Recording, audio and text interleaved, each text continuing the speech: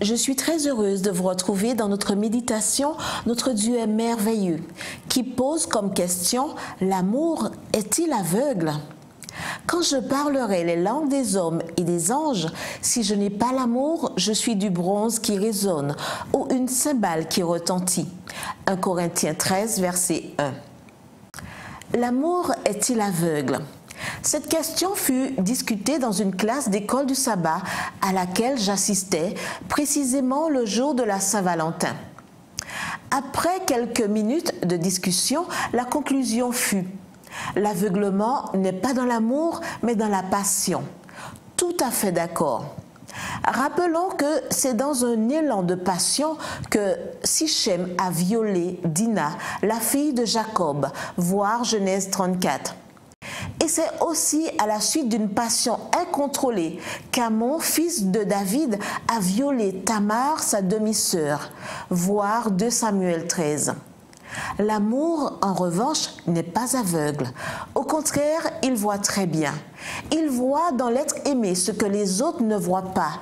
Il voit des qualités qui passent facilement inaperçues pour les autres.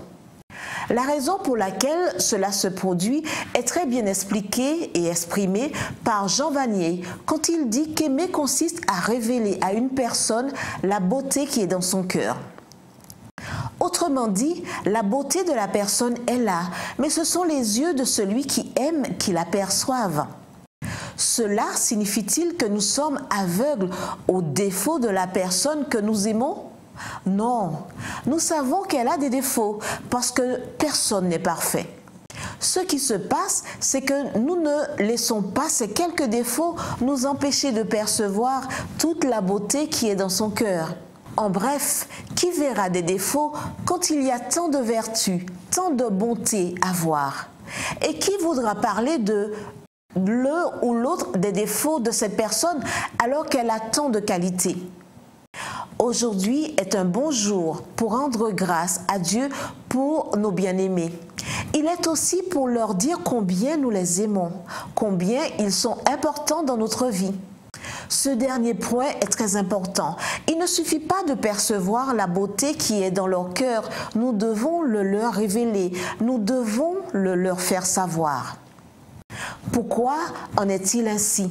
C'est parce que, comme le dit à juste titre Ellen White, l'amour qui ne s'exprime pas s'étiole. Bien sûr, demain, nous pourrions aussi le lui dire. Mais pourquoi reporter à demain ce que nous pouvons faire aujourd'hui? Prions.